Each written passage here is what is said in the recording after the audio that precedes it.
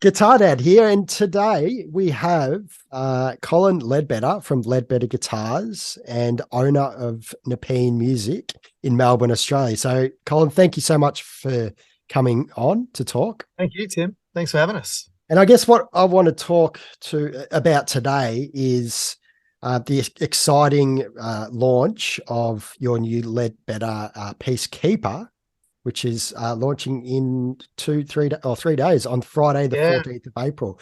Yeah. So essentially 18 months of development and design and work. Yeah. And we have the first small run batch ready, and they will come out this Friday, the 14th. So that's pretty exciting. Yeah. So as we can see in the background on your right, that is there is one there. Yeah. the actual guitar. That's a Peacekeeper. So we'll get to the guitar in a minute. I guess I just wanted to set the scene as far as what you do, as far as Nepean Music. I mean, this project probably couldn't have happened as easily as it could without Nepean Music. So give me a rundown of what you do and what's led you to making a guitar. Cool. All right. I'll try and keep this long story short. But ultimately, this store, Nepean Music Mornington, opened in 1997. My dad, myself, my brother, essentially the family group, they're both musos as well. We opened it back then. I think I was 18 years old at the time. Yeah. I was here for 9 or 10 years, the first 9 or 10 years. And the shop was a reasonably serious kind of music store in those days for gigging musos and stuff, particularly in our area here on the Mornington Peninsula. Yeah. We certainly carried most of the major brands and things, required to be a proper music shop for working musos. I, that whole time, was also dabbling in audio production and recording. Yes. Working with a lot of bands, including my own bands at the time, doing a lot of recording. And I actually had a small recording studio we built here with the old ADAT format with videotape machines and stuff here at the store. And so I did spend a bit of time doing that stuff, and bit by bit, ultimately, my role here at the store became more working in that environment. Yeah. And in 2009, I actually left the store, left the family business, and kind of went professional in that sense. Then spent the better part of 10, 12 years just professionally working as a producer and audio engineer. Okay. And that was a pretty huge career sort of shift from retail. But the whole time I was away from the store, I always sort of had one foot in, I guess you would say. I would work the odd Saturday for them and just be here to help if they needed me. But it wasn't my base anymore. It wasn't where I worked from. Okay. So, I guess me leaving the store, that's around 2008, 2009, kind of lined up with the internet boom in gear. And accessibility of gear online, I guess you would say. And of course, all the pricing that went with that. And as with a lot of retail stores, this particular store kind of, in some senses, got left behind by the internet. It was pretty old school in the way it ran, just like a lot of guitar shops or family music shops were in that era. And it definitely changed over the years I was gone. I think by the time I got back and came back into the business in 2018, 19, right before COVID hit. Yeah. The music school that we had here at the store had grown really big. They had about 350 students a week that came through the store, about 18 different teachers that taught out of here. So that was a really substantial operation, but it did feel a bit to me, as kind of a professional working audio guy / musician, like the gear they were selling was really only aimed at those students. Yeah. It was a very different type of business. Than I could remember it being in those early days, late 90s, early 2000s. But ultimately, what led to me coming back into the business was just family life. Married and had a kid at that time, and my wife was also from on the Mornington Peninsula here. Yeah. We'd been living Yeah, we'd been living in and around Melbourne at that point for a lot of years. But her family were here, my family were here, the shop was here, and I think it was probably in 2018 that I first sort of said to my dad that I felt like a lot could be done with the store here in Mornington. There's a lot of exciting things we could do to kind of renew it and try and give it new energy. But that I wasn't I wasn't particularly interested in coming to work with him. I really wanted him to retire. Yeah. And do it your way, I guess. and I would take it over and try and give it a new lease on life. And his response to that initially was a bit of a get fucked. Yeah. And that's not a surprise because he'd been doing it a long time. Yeah, it's his baby. That's also how we talk to each other. But it took maybe, I don't know, a year or just over a year, maybe 18 months. And one day he just called me and said, okay, I'm ready. I'm ready to retire. And I think within the week we'd packed up our Brunswick house and we'd moved back to the peninsula. Wow. Just happened that quick. Yeah, because I'd kind of been planning for it, I guess, although I didn't really know how it was going to unfold. I knew we were coming back down onto the peninsula to live. Yeah. So at that time he agreed to sort of step aside from the business. My brother was still here, had a really a huge role within the business. He was running our workshop and doing all of our repairs, and no question was, selling the bulk of the gear that was leaving the shop. And he's a widely loved muso on the Mornington Peninsula by all. Okay. Really lovely, my brother Gavin, and a great guitar player, really great songwriter. Yeah. So there was lots of positive stuff around him that was here, and I felt like we could just come in and invest in stock again and really just put in some great gear and rebuild it. And of course, we started to do that, and then COVID hit.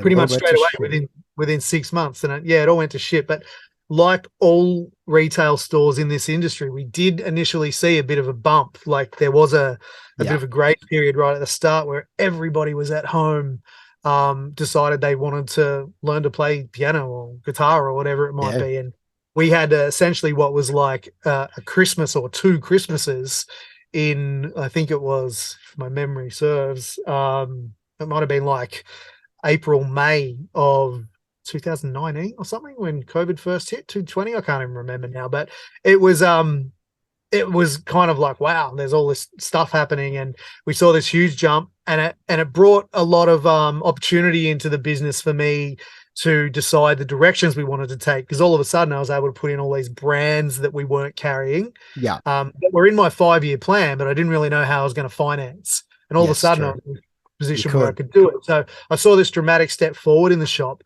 but it also had the effect of completely killing our music school. Yeah. And that was a huge part of what we were doing at that time. Ultimately, I've got to say I didn't really mind so much that happened, because I feel like when my old man started that music school here all those years ago, he had 2 adult sons in me and my brother to work back late nights and keep the school open and make it all happen. And that's just not the case for me. I've got a young kid. I want to go home. Yeah, exactly. Yeah, you can't do it all. So I didn't really know how I was going to keep the music school going. I was trying to employ people to do that, and it was all a bit awkward. Yeah. And when COVID came along and kind of shut it down organically, I just thought, well, this is my chance to kind of do something completely different with that space and not reopen that part of the business. So it was a bit of a risk, but I decided that it was the way I wanted to run things, the way I wanted to do it. And a big part of that was I had always thought there was no reason that we couldn't be building something. Okay. We'd been talking about the idea of building something, guitars, potentially even just Strat and Tally versions of things, that we could do ourselves. And we knew we could do a really good job of for a lot of years, but we'd never taken that step into actually doing anything. And I guess all of a sudden the store was closed a lot. With the lockdowns and things, we'd set up a much bigger workshop as a part of the renovations we did when I first come back to cater for it. And one other hugely important part of this was that I had brought in a friend to work in the business, a guy who had never been in the industry before, but that I knew was looking to get out of his tradie job, and I knew would be perfect for the retail. That's Joel, correct? That's Joel Wheeler. Yeah. And I think when Joel showed up and just slotted in so beautifully to what we were doing here and presented us with new opportunities to do things because of his skill set and his ability and his great communication skills and just all of the things he so naturally did. I think my brother, Gav, who'd been here 25 years, ultimately found himself going like, gee, with Joel here, I feel like maybe I could walk away if I wanted to. And I think he really did want it. 25 years in, he was definitely tired. Absolutely. I had hoped he would have gotten a little more excited about all the changes I was making and the new stock coming in and stuff, but I just hadn't seen it happen. And I think ultimately he was just a bit burnt out.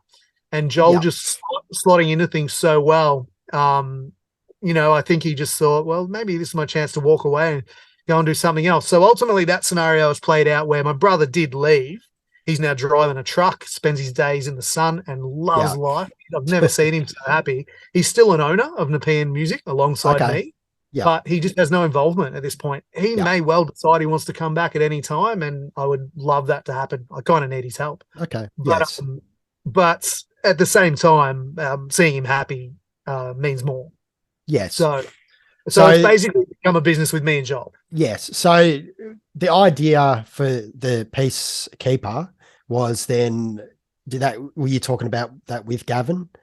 Or was it more? But at that point, we were still talking about the idea that potentially we just do some kind of strat or so that was that idea, some kind of and being the, ideas man that I consider myself, I was playing with all kinds of ideas about removable tops that had the pickups in them and you could slot different tops. I had all these crazy ideas we were talking about. And to sort of preface this next part of the story, I guess it's important to point out my long-running love of Danelectro guitars, which there's a few of them on the wall behind me there. Last week. Now, they're a very interesting, sort of thing because I'm completely aware of how crap they are on so many levels, yet I just love them. I love them aesthetically. I love the tone of them. I love the weight of them. They're just the most interesting musical instruments to me, far more interesting than some instruments that cost 10 times the price. Yes, I really am quite taken with them and I own a lot of them. And it was Joel that came to me and said, like, if we're going to build, why wouldn't we do that? Nobody's doing it. Nobody's making a guitar in the fashion of a Danelectro, which ultimately is essentially a plywood frame around the outside of a guitar with a solid block of the plywood here, leaving all of this hollow with masonite on the top and back. Literally masonite, like your grandma's building products. It's not a quality timber. No. But it's a very specific thing in the form of a guitar. And that made all the sense in the world to me. As soon as Joel said it, I started working straight away. So that's pretty much to a T of how the Danelectro bodies are constructed. You've used the same sort of technique. Yeah, we have. We literally copied from the construction method. In our case, when you if you ever have the chance to take the back plate off an actual Danelectro and look inside the thing, you'll see the plywood that they have used in those guitars. I'm not sure it would be fit for any purpose at all. It literally looks like paper mache. It's just glue bleeding out of it everywhere. I don't even know what it is. It's some kind of plywood though, but with the masonite top and back on, and then the bind they have on the side and the finish, they look amazing. But we wanted to step up that idea a bit, and I guess in our own little way, look at like what would be a modern, really workable, solid version of that style of guitar. So we've used birch ply, which is what's in most good quality speaker cabinets and things of that nature. So it's certainly not that there is no resonance. It's very much a dead resonance, a Danelectro resonance. But it has a little bit more juice to it than an actual Danelectro does because, as I say, they're pretty much made out of paper mache. And that's worked out quite well in our case. But we also wanted to look at a couple of different ways we could approach the idea. I think one of the other main structural things that changes from original Danelectros is that a lot of them have weird scale lengths. They can be quite a bit shorter in the scale length. And so we both kind of agreed that, well, for both of us, tallies are very important guitars. So we pretty much went originally for a tally bridge, top loading, so that we didn't have to go string through the body, because that Yeah, wouldn't be which necessarily a great idea on this body design. absolutely, yeah. And we're both fans of top load Telecasters tonally as well. They have a particular brightness that we thought would match the brightness of the Masonite body quite well, and it turned out it did. Okay. We went for Telecaster scale length, and originally we did have a headstock that was very reminiscent of the original Danelectro Coke bottle Oh, yeah, headstock. that more curved sort of. Yeah, Yeah. that's correct.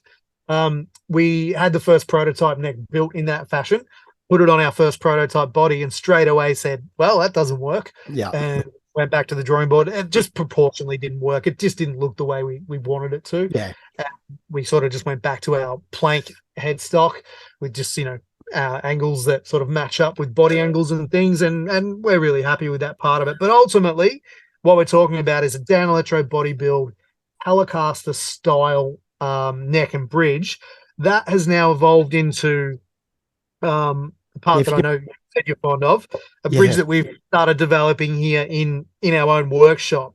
Can you bring that up to the camera just a bit more, like to show people? So this is hand cut, handmade in the back of the shop. Essentially, this is not in the outsourced workshop from abroad. This is what I love about what you guys are doing. That it's so hands on. You're trying something, it doesn't work, and then you try something else and getting better results. Well, and I've got to stress that, like, whether this guitar is your cup of tea stylistically, aesthetically, or not, one thing that we could never be accused of is it not being considered. Yes, every single element of this guitar has been through 15 changes to get it to this version that we are now essentially bringing on the market. Yes. And that's, to our credit, but also to our demise. I couldn't tell you how much money we've invested in doing that over to get it right, but we didn't want to half-ass it. We just wanted to do it. But now you've got the recipe essentially to it is. So with this bridge, the idea was that we wanted a little bit more mass on the body than we were getting out of the off-the-shelf Telecaster shortcut bridges we had originally started using. So we moved over to some stainless steel. We were cutting and bending here, and we did have to try a few different gauges of stainless steel to land on this 1.5 mil stuff that gave us the best balance of just openness in tone, because we did find that the thicker stainless steel, while it had a lot of grunt in the mid-range and was a kind of a really cool sound, we did feel like we'd lost something. Brightness wasn't there, the depth wasn't there, had been there before. And so we had to play with different gauges to land here. But then we both agreed that we just wanted just a little bit more grunt out of it, which is not something any Danelectro guitar is known for, but it's just kind of the direction that this guitar took with these pickups and this neck profile, etc. I'll come back to those pickups in a sec. So we moved over to the big brass block you can see on the back there. Now, we've been the first to admit that the audible change in having that there wasn't dramatic. It was there. You could feel it a little bit differently, and a different sort of quack in the mid-range with the brass there.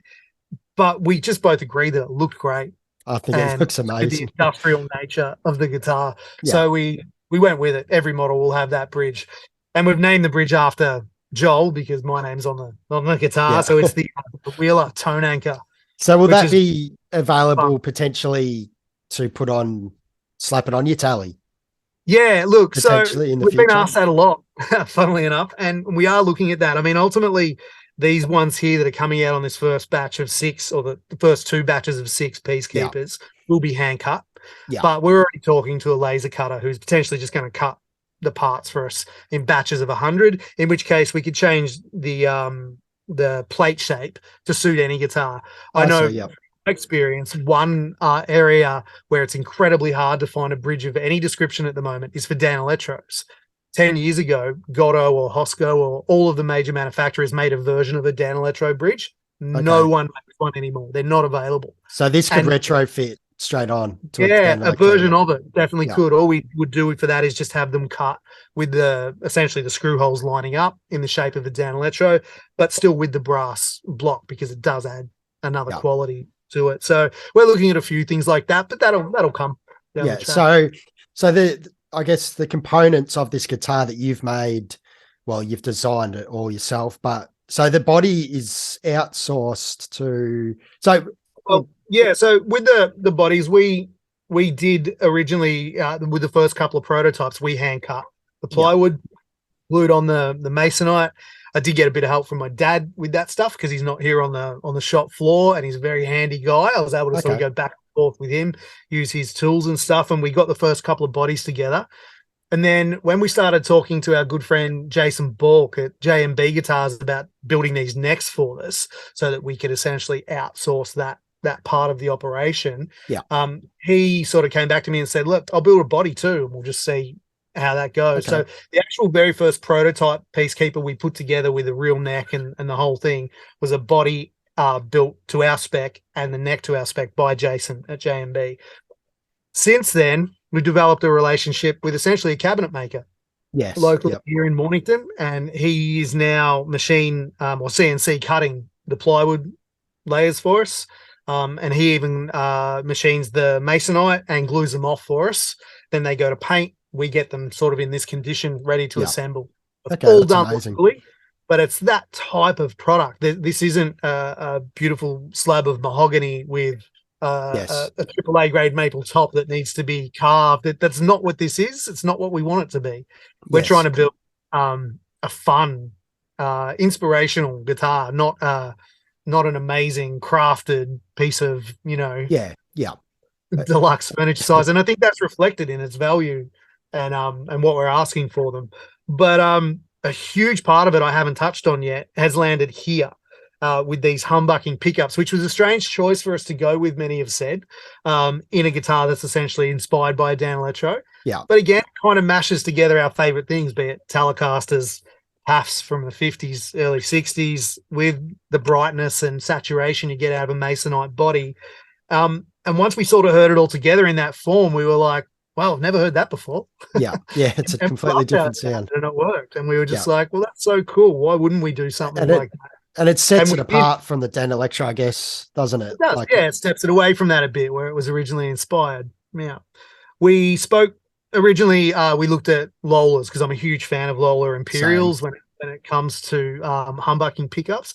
They tend to be my preferred thing. And it was actually our friend Brett Kingman Bergs that suggested we talk to Ben Bailey over at his custom shop, J's Pickups in Adelaide. And I wasn't too familiar at the time, other than a couple of videos I'd seen Brett do on some of his single coil strap pickups. So I had a couple of conversations with Ben and then just kind of went out and bought a set. We put them in and absolutely couldn't believe what we were hearing, to be honest. They are seriously as good as anything I've ever had under my fingers. I think they're a stunning pickup, a really good path. And he does make two versions of them, the one based on the 57 paths and one based on 59s.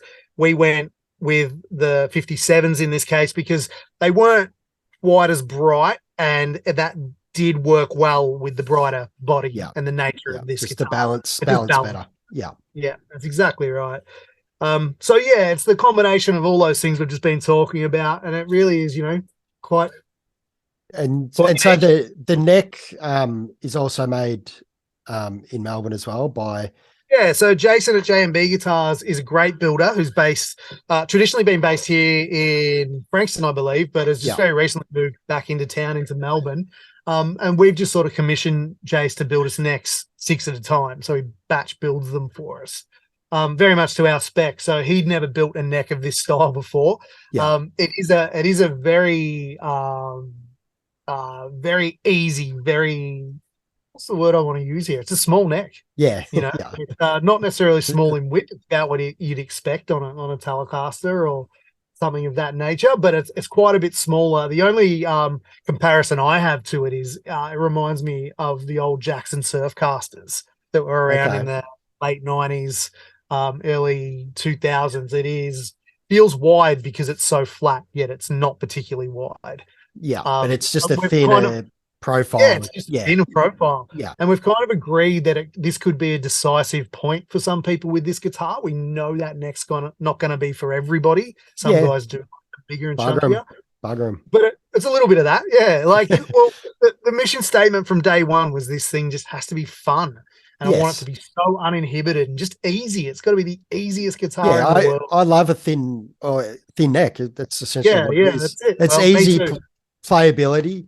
But I like all different types, but there's no doubt Yeah, about it is an easy guitar to play. And yeah, so definitely. that's got it.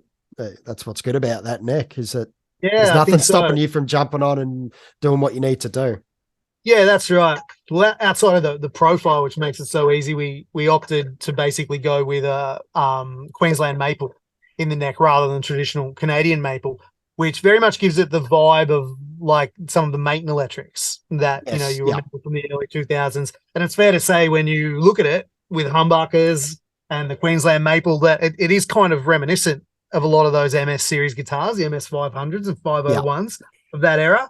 But I'm into that. There's a bit of Australiana factor that comes into these very old American ideas that we've put together Yeah. here. Somehow there's an Australian kind of factor in it. So Yeah. that's an interesting thing, I think if you start to sell these on a more of a larger scale, I can see these potentially being a future Aussie classic. Like imagine in 20 Wow. years, you've Thanks, got Tim. you've got these strung around, big Aussie musician or guitarists, musicians, dinged full of dings and That's worn how I like them. necks. Yeah, and yeah, I really do see the potential because I just love that it's actually, everything is Aussie pretty much. The neck Yeah. is Australian, Australian. The actual neck is Australian. You got rosewood fingerboard, but everything's made in Australia. So, and I Yeah, commend you guys for doing that, and to keep we've that really price worked hard point to do it. like reasonably low as well. Yeah. Is would have been a challenge. Well, it has been, but we set out in all honesty, and we don't mind being open about this because we've spoken to a lot of people coming in and out of the shop, in the last 18 months while we've been doing it. The mission was can we do this and build this guitar in Australia and be able to sell it to the public at $15.99? And we Yeah, got really, really close. We couldn't quite get there. Ultimately, they're going to be listed as of Friday at $17.49. yeah, But for a fully Australian made guitar, that doesn't just have some random pickup in it. I mean, these are premium pickups. These yes, things yeah, are costing us $400 a set to put in a guitar that we're selling at 17 yeah. It's 49. That's been hard to do that, and that honestly would be hard for most builders to do. I think this is where it comes back to the shop, to Nepean. Ultimately, this place and the work we do on the shop floor, selling gear and buying and trading gear, pays us to be here. And yes, while yeah, we're here, we're building these guitars. So we were able to approach it from that point of view from the start. yeah. It It's wasn't kind a case of building something and then going, well, I've got to get $4,000 for that because I put, yeah, this all many this hours time. into it. Yeah, Honestly, we'd be charging $19,000 for these if that was yeah, the case. and But sell none. yeah, that's right. Yeah. But we were looking at it from that retail perspective from day one, which is also why we set out to build something in this fashion, bodies that can come to us like this, necks that can come to us like this, Yeah, 6 at a time, 12 at a time. We wanted to be able to batch build and actually offer it like a product on our wall, not just, hey, I built a guitar. Do you want to yeah, buy yeah. it? Like we see so often, It, and that's a hard step to take. yeah, absolutely. Like I feel like it's part of I don't know, the bones of the the company. I guess like Yeah, it is very much so. um, it's got heritage with your I guess your dad running this store since was it 97? 97. Mm. That I mean, he must be proud that you've been able to do this in only a few years. Yeah, he'd probably never admit it now, but he'd be the first guy to go just like, oh, you just wouldn't bother. Why would you do it? You'll never make money doing that. And I'm just like, well, maybe you're probably right. I probably never Yeah, will make any money doing it, but it's also a passion project. Let's be honest. It's like you do this stuff because you want to do it, and that's yeah, very much the absolutely. case for me. Oh, we would love to make something doing it, but ultimately, we just want to see them in the hands of people And and people will see be them drawn. used. I want to hear the noise. Yeah, people are drawn to that too. When you've got a passion, you're not doing it just to get a quick buck. People are drawn to that, and people want to be involved with that. Like me, like I absolutely love what you guys are doing and how the shop's transitioned. And to see these type of products coming out, I commend you and the team for job well done. And it's especially we'll just I've got 5 minutes before Zoom's going to cancel me, but Yeah. just to touch on the fuzz that you Yeah, of course. Dopamine, which released, when was that? About 6 weeks ago? Yeah, I guess so. 6 weeks, yeah, a couple of months nearly, yeah. Yeah, so that was, well, if you could sort of run through that just briefly. I've got 5 minutes before this shuts us down because Sure. I'm not Look, paying. that's actually a pretty quick story. We found ourselves waiting for parts. We were waiting for our bodies to be built. We were waiting for our necks to be built.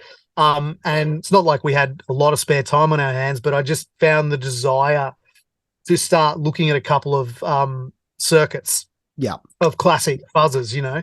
And I do have a little bit of a background in electronics, having been in an audio engineer for so long. And I did do some kind of study in that area at one point, but I just started going through all the available info I could find on the internet. I put some circuits together that were just very straightforward, traditional fuzzers, as easy as they come. And then I just put some resources into buying up as many new and old parts as I could get. So I was deep on Gumtree and eBay, finding different capacitors and different transistors of different ages and trying things until I ultimately landed on a sound I liked.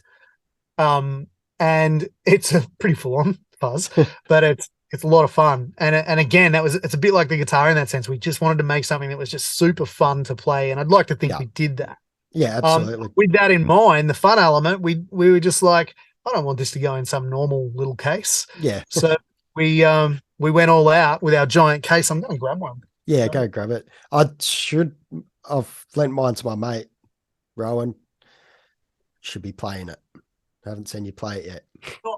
Not your normal sized guitar pedal. No, and that's why I love it so much, because it isn't that small enclosure in it, and yeah, it doesn't change the sound, but who cares? It's because when I buy a pedal, I don't buy it just for the sound. I buy it because it's got cool art as well, and or because it's crazy. And this is wild.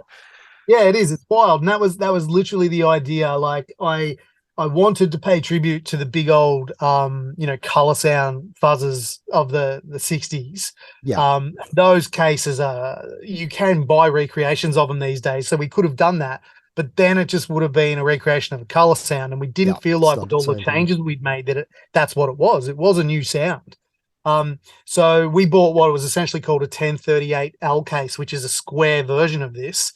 And we went to work trimming them down. We set ourselves up with the right tools to be able to literally slice these cases, make them angle forward like that, so that you could sit them, on a pedal board next to a wah, and they would sort of make some sense. So it's about the same height as a wah. That's again all very intentional. We figured the guys who's gonna use this type of fuzz is probably gonna build his board around it. It didn't need to be this little thing. But the other important factor here, and I don't have the back off this one, is that it's not just on a little PCB board in there. Yeah. It is hand wired point to point. So the circuitry does take up a fair chunk of that enclosure. Yeah. You'd actually struggle, the way it's laid out currently, you would actually struggle to fit it in a normal pedal enclosure. And we have played with the idea that perhaps we will do a separate version of this pedal in a smaller one. Enclosure for the guys that do want that. Yeah, ultimately, we were just like, we wanted to make our mark and do something interesting, just like we've tried to do with the guitar. Yeah, and I like it. That's what we came up with. I like it. It stands out. You're gonna second look at that for sure if you see it in the shelves. Definitely. Would that be exclusively sold in Nepean? Is there any plans to get that out into? Look, I think it will. It'll remain through Nepean and through the Leadbetter Guitar Co website, which is just .com.au. However, it's all to do with quantity. If I had enough of them, if we can build enough quantity with the guitars and these as we move forward, which will just mean developing systems that allow us to do that in bigger bulk. Moving over to making runs of 12 guitars instead of 6, then eventually 24 guitars at a time. We wouldn't hesitate to roll them out into other stores, and we know enough other dealers around the country just from our history here in the store, just my time in the industry, to be able to do that in a flash. But it would obviously change the nature of the price points a bit too. Maybe not so much with the pedal, but reality is that guitar in that environment is going to be a $2,700 guitar. If there's a maybe $2,500 guitar. For a Danelectro style bill, that is lost a stormtrooper. Sorry, man. for that type of build, that is getting into expensive territory. I maintain it's worth every cent of that. The way it plays, how stable it is, it's a gigging guitar. Yeah. And that's huge input from Joel there. Every sort of step of design I've been through with the thing has all been bounced off Joel in the workshop. And every bit of advice or sort of direction he's given has been around what's going to make this tune. Okay, sorry, Zoom cut us off because I'm too poor to get a subscription. Because I talk too much. My bad. No, it's what we're here to do, to find out info. But no, just in conclusion, thanks so much for having a chat with me. Yeah, the goal was to get a bit more info about what Nepean music is, a bit of its history, what led you to being crazy enough to build a guitar, and to now actually have a launch night, which is take it away. Well, yeah, that's going to go down here at Nepean Music this Friday night, which is the 17th. I think I got that right. 14th. Yeah, 14th. Sorry. And so ultimately that's just going to be a bit of an event where we fill the shop with people and basically do a bit of talking, a bit like what we've been doing right here about what this guitar is and why it is, why we're doing it. Yeah. And that's kind of because like this isn't normal. I can't think of too many cases of retail stores entering into manufacturing like we're doing. And I think a lot of people that we've sort of been discussing it with over the last 18 months in store still don't necessarily understand the idea that, oh, we're actually making these things. Yeah. I think they think we're having them made in China or something. I'm not sure, but we just sort of really want to put it into the world in a fashion that lets a bunch of people understand what it actually is. Yes. Yeah. So that's all happening here on Friday night. And so we'll do a bit of talking. There'll obviously be some playing. Brett Kingman will be here and he's actually going to shoot his YouTube clip, which I'm sure many of you have seen a lot of. Yeah. He's going to shoot it for the Peacekeeper here in store, surrounded by a crowd of people, which will be fun. That's absolutely cool. We may just do some jamming and play some guitars, drink some beers. Yep, it sounds good, mate. Where can people find the Leadbetter? What's the website? The exact. So it's Leadbetter is spelt Leadbetter, and that actually is my surname. That also uses a lot of people. There isn't many of us, but it's a real name. And that's .com.au. Yeah, so it's Leadbetter, guitarco.com.au. Yeah. Okay. I'll put all the links down in the description for this. Anyway, thank you so much, mate. And no worries. And I want to say the same, Tim. You know, without guys like you doing the work you're doing, it would be a lot harder for us to put a product like this into the world. You know, we have a little audience here in our local area in Mornington, Victoria, that we can show it to all day, every day. The guys like you make it possible for us to put this product out for everybody to see. And for that, thank you. Yeah, no, I appreciate that. I love to support what Aussies are doing. I think there's some great things going on, especially in the pedal world, and which you've dipped your toes into, and now the guitar world. So looking forward to seeing what comes of it. And thank you. Appreciate it. Thanks, Tim. No worries.